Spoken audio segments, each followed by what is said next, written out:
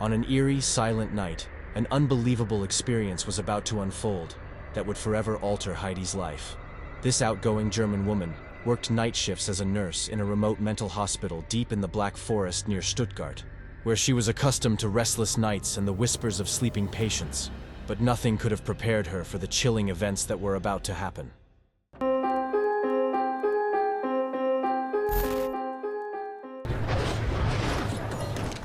Brace yourselves for the doppelganger's deceit.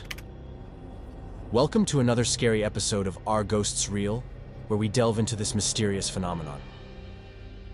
Imagine one of those quiet, lonely, peculiarly dark nights in an isolated madhouse. The only sounds are the restless shifting of patients in their sleep. It was her job to inform her colleagues if a patient woke up and caused trouble.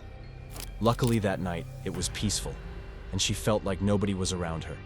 Even her boss was taking a well-deserved nap after a long day shift. She had just returned from her routine walk when an extremely frightened young woman began pounding on the front door, the loud knocking echoing through the quiet night. Heidi hadn't expected anyone, and for a moment, chills crawled up her spine. The woman called herself Frida. "Hello, I desperately need your help," she pleaded, her voice trembling with fear. "There's someone out there who looks exactly like me. She's been stalking me for 3 days, and I have no idea what to do. My fear is unbearable. I've thought it over countless times, but I can't face this alone.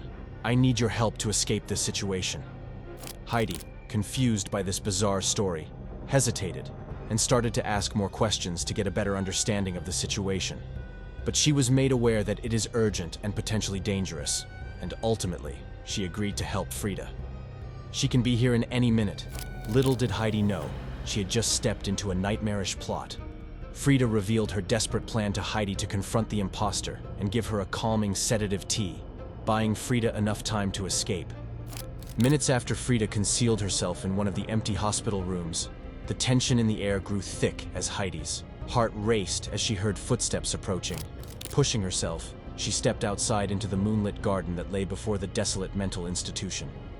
It was there that Heidi came face to face with the doppelganger, and to her shock, the woman was indistinguishable from Frida, a perfect copy. The doppelganger chillingly introduced herself as Freya.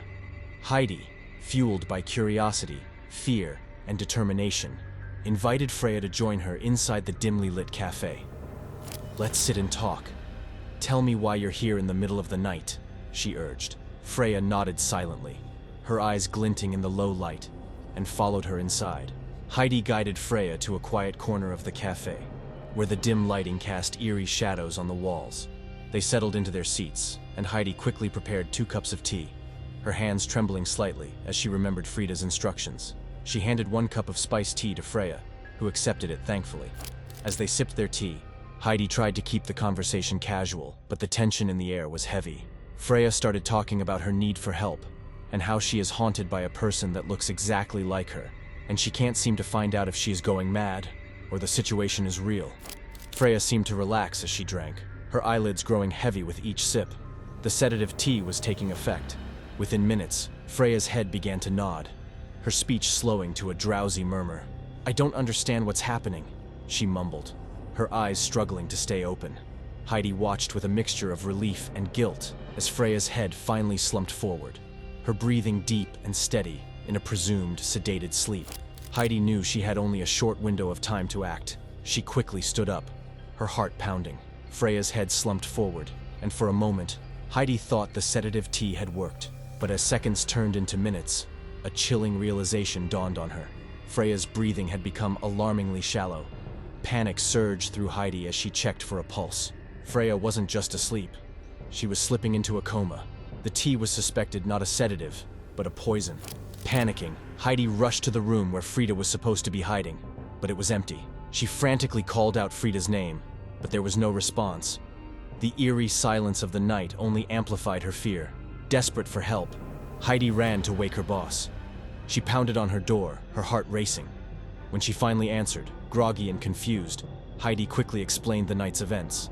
Freya drank the tea and fell into a coma. And Frida, she's gone. I can't find her anywhere. It's like she vanished into thin air. They hurried to get help for Freya, and a nurse started to monitor her and keeping her alive. Then, Heidi and her boss went to the security office to review the camera footage. To their astonishment, the cameras showed Freya entering the hospital, but there was no sign of Frida. It was as if Frida never existed, her presence a mere figment of Heidi's imagination, when she saw herself on footage like she was talking to herself. The footage played back Freya's every move, but Frida was clearly absent. As the realization set in, a cold anxiety washed over Heidi. Had she been deceived all along? Her boss, equally perplexed, tried to comfort her, but the confusion and fear were substantial. Days turned into weeks, and whispers of the bizarre incident spread through the town. But the nightmare was far from over. Freya remained in a coma, and no one came forward to claim her. People began to report sightings of Frida, a spectral figure haunting the edges of their vision. Her presence felt, but never fully seen. She seemed to drift through the hospital and the town, a ghostly reminder of the night's dark events. Heidi could feel Frida's specter lingering, an unshakable presence that haunted her every step. It felt like Frida's restless spirit was still searching for something, her unfinished business casting a dark shadow over reality.